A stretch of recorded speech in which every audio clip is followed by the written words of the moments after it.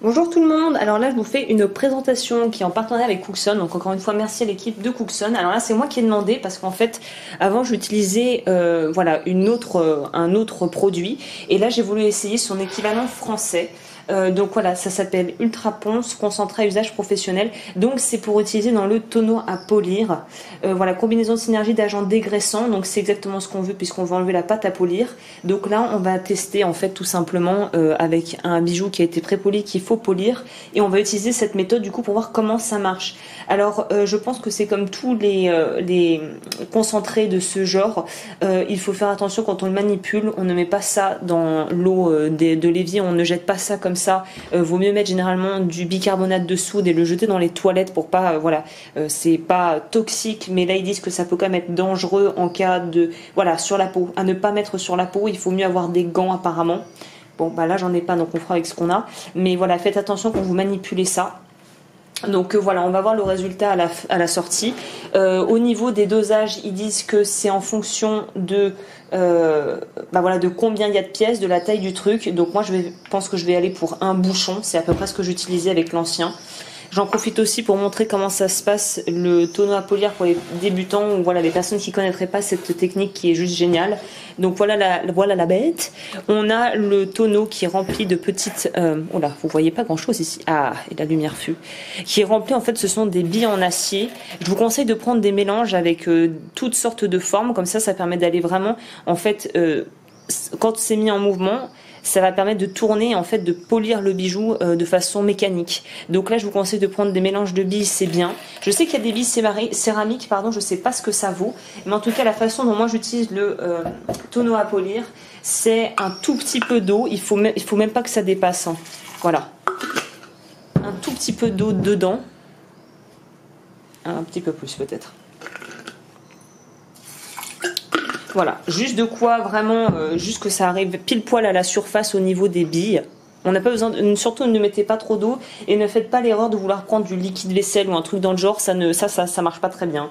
J'en profite pour donner une petite astuce parce qu'on me demande souvent si vous avez des petites pièces à justement polir comme les chaînes et que ça va se nouer et c'est très très embêtant. Vous pouvez prendre en fait tout simplement la pièce que vous voulez polir qui est toute petite, vous mettez je sais pas quoi, un quart de bille, vous refermez, vous le mettez dans le tonneau à polir et ça va faire le job en fait. Donc ça c'est une petite astuce très pratique. La boule à thé permet de faire ce genre de choses. Après j'ai déjà fait extensivement des vidéos sur le tonneau à polir, donc si vous ignorez vraiment, vous voulez aller plus en profondeur, je vous mettrai en barre d'infos les autres vidéos que j'ai faites sur le sujet. Là tout ce qu'on a à faire c'est mettre le bijou, d'aller mettre une quantité de, là on va prendre Ultra Ponce, alors apparemment je vais essayer de pas trop toucher ça avec les mains. Ah oui, ça a une de couleur assez étrange, ok. Et on va prendre l'équivalent d'un bouchon. Ah, c'est beaucoup plus... On va mettre moins d'un bouchon. Là, on va dire, j'ai mis quoi? Là, on va dire, j'ai mis une cuillère à café. Donc, on va voir ce que ça vaut. Ensuite, on ferme bien le truc. Et ça, c'est la partie qu'il faut pas, où il faut pas lésigner sur ça. Il va falloir rendre le tonneau hyper hermétique. Parce qu'on veut pas que ça sorte, évidemment. Que l'eau sorte et se répande partout. De là on met la base. Alors ça je le dis à chaque fois, mais faites attention quand vous voudrez retirer après la partie supérieure, en tout cas avec ce modèle, les bords sont méga tranchants. Moi j'ai fait des cannelloni avec mes doigts, donc j'ai appris la leçon. Utilisez plutôt un petit couteau ou un truc parce que ça coupe bien quoi.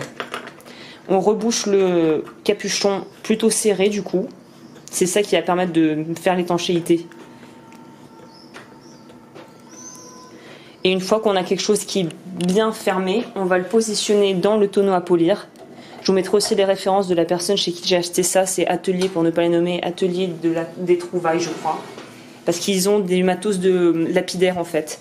Et là, si tout va bien, on appuie sur... Voilà, alors moi, je sais pas ce qu'il a le mien. Ah, je crois que je sais pourquoi...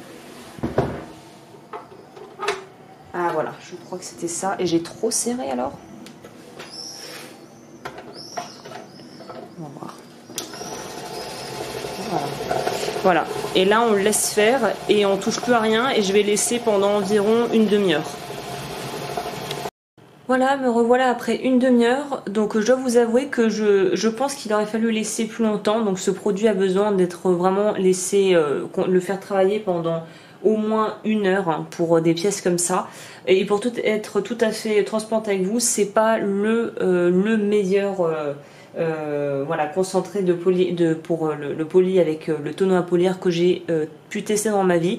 Ça fait le job, mais je trouve que c'est pas le meilleur, voilà. Donc c'est un bon entrée de gamme si vous avez, voilà, vous voulez accéder à quelque chose de facilement trouvable. Voilà, je vous mettrai évidemment les références en barre d'informations, mais je trouve pas que ça soit le meilleur qui existe. Mais bon, au moins voilà, j'ai pu tester. Je vous montre quand même le résultat. Mais je pense qu'il faut le laisser plus longtemps et je pense aussi qu'il vaut mieux, à mon avis, pour ce genre de produit, je sais pas pourquoi, mettre donc la solution avec un Foclo 1, 2, 1, 2, 1, 2, 1, 2. Je pense qu'il faut mettre de l'eau tiède pour que ça fonctionne mieux et que ça prenne mieux parce que la consistance du produit est plus liquide que ce que j'utilisais avant.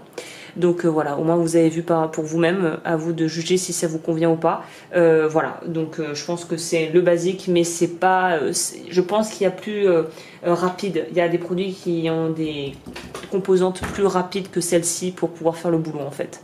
Voilà, bah écoutez, j'espère que cette vidéo aura pu vous aider. N'hésitez pas à liker et à vous abonner si vous aimez ce genre de contenu. Et moi je vous retrouve bientôt pour de nouvelles vidéos.